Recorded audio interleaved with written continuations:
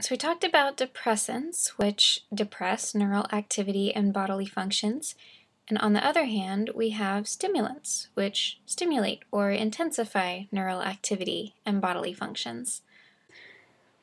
And these can range from your everyday stimulants like caffeine to more hardcore drugs like cocaine, amphetamines, methamphetamines, and ecstasy.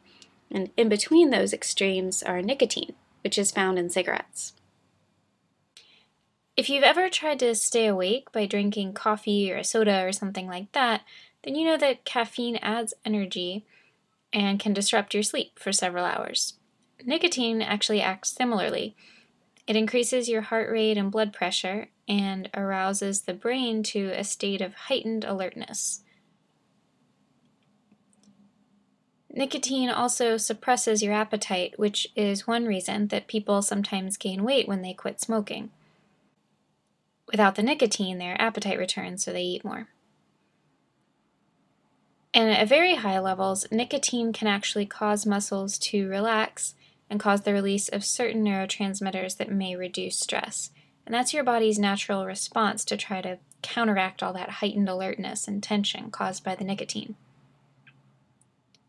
Both caffeine and nicotine are physiologically addictive, meaning that your body grows accustomed to them and starts to experience negative reactions when you don't get enough.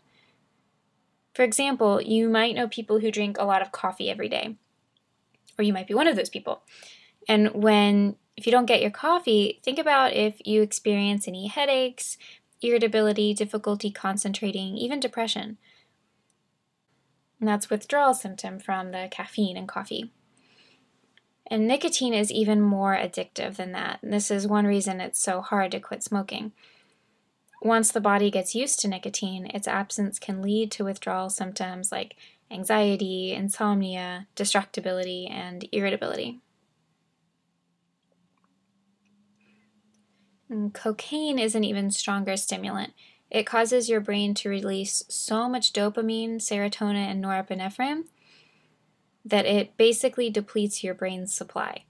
And once the drug wears off, you experience this intense crash and become very depressed.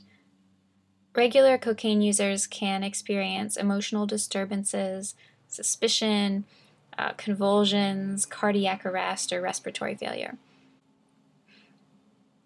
Amphetamines and methamphetamines also trigger the release of dopamine, and meth can cause a feeling of euphoria that can last up to 8 hours. But after that wears off, people experience, again, intense irritability, insomnia, or even seizures and depression. And meth is highly addictive, and people will literally just devote their lives to getting another fix. Long-term addicts might even lose the ability to maintain normal levels of dopamine as their brain tries to adjust to the intense highs.